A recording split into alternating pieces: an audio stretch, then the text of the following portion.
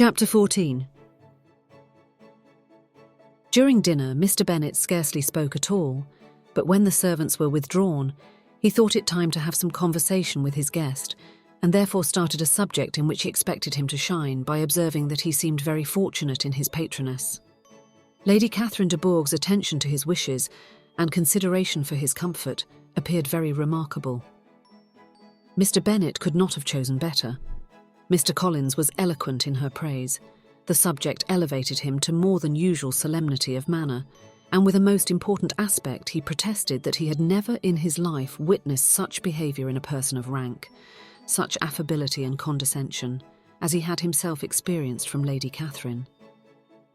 She had been graciously pleased to approve of both the discourses which he had already had the honour of preaching before her. She had also asked him twice to dine at Rosings, and had sent for him only the Saturday before to make up her pool of quadrille in the evening.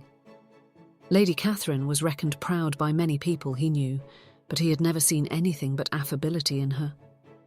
She had always spoken to him as she would to any other gentleman.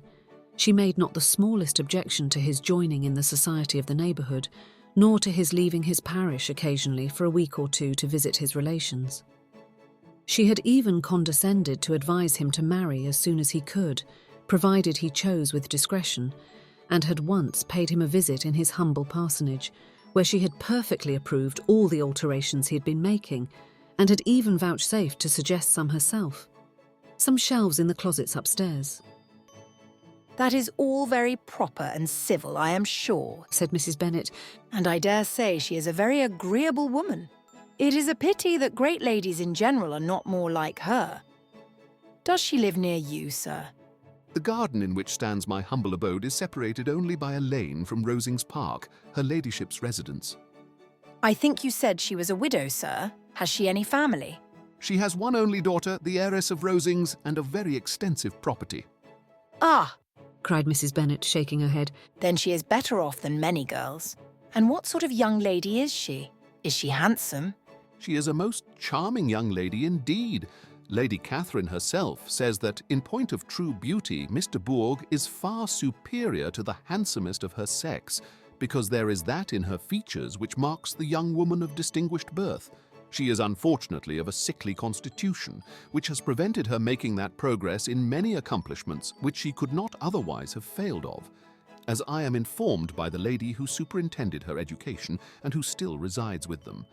But she is perfectly amiable, and often condescends to drive by my humble abode in her little phaeton and ponies." "Has she been presented? I do not remember her name among the ladies at court." Her indifferent state of health unhappily prevents her being in town, and by that means, as I told Lady Catherine myself one day, has deprived the British court of its brightest ornament. Her ladyship seemed pleased with the idea, and you may imagine that I am happy on every occasion to offer those little delicate compliments which are always acceptable to ladies. I have more than once observed to Lady Catherine that her charming daughter seemed born to be a duchess, and that the most elevated rank, instead of giving her consequence, would be adorned by her. These are the kind of little things which please her ladyship, and it is a sort of attention which I conceive myself peculiarly bound to pay." "You judge very properly," said Mr. Bennet, "and it is happy for you that you possess the talent of flattering with delicacy. May I ask whether these pleasing attentions proceed from the impulse of the moment, or are the result of previous study?"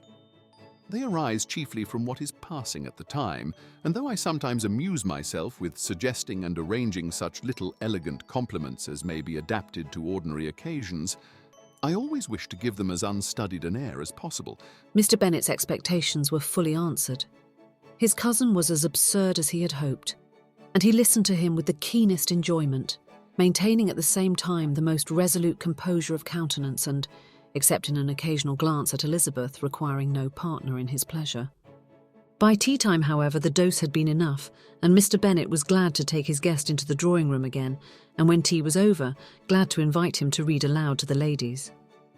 Mr. Collins readily assented, and a book was produced, but on beholding it, for everything announced it to be from a circulating library, he started back, and begging pardon protested that he never read novels. Kitty stared at him, and Lydia exclaimed. Other books were produced, and after some deliberation he chose Fordyce's Sermons. Lydia gaped as he opened the volume, and before he had, with very monotonous solemnity, read 3 pages, she interrupted him with, "Do you know, Mamma, that my Uncle Phillips talks of turning away Richard? And if he does, Colonel Forster will hire him. My aunt told me so herself on Saturday.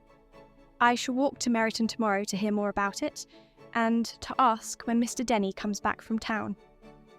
Lydia was bid by her 2 eldest sisters to hold her tongue, but Mr. Collins, much offended, laid aside his book and said, I have often observed how little young ladies are interested by books of a serious stamp, though written solely for their benefit. It amazes me, I confess, for certainly there can be nothing so advantageous to them as instruction. But I will no longer importune my young cousin. Then, turning to Mr. Bennet, he offered himself as his antagonist at backgammon. Mr. Bennet accepted the challenge, observing that he acted very wisely in leaving the girls to their own trifling amusements. Mrs. Bennet and her daughters apologised most civilly for Lydia's interruption and promised that it should not occur again if he would resume his book. But Mr. Collins, after assuring them that he bore his young cousin no ill will and should never resent her behaviour as any affront, seated himself at another table with Mr. Bennet and prepared for backgammon.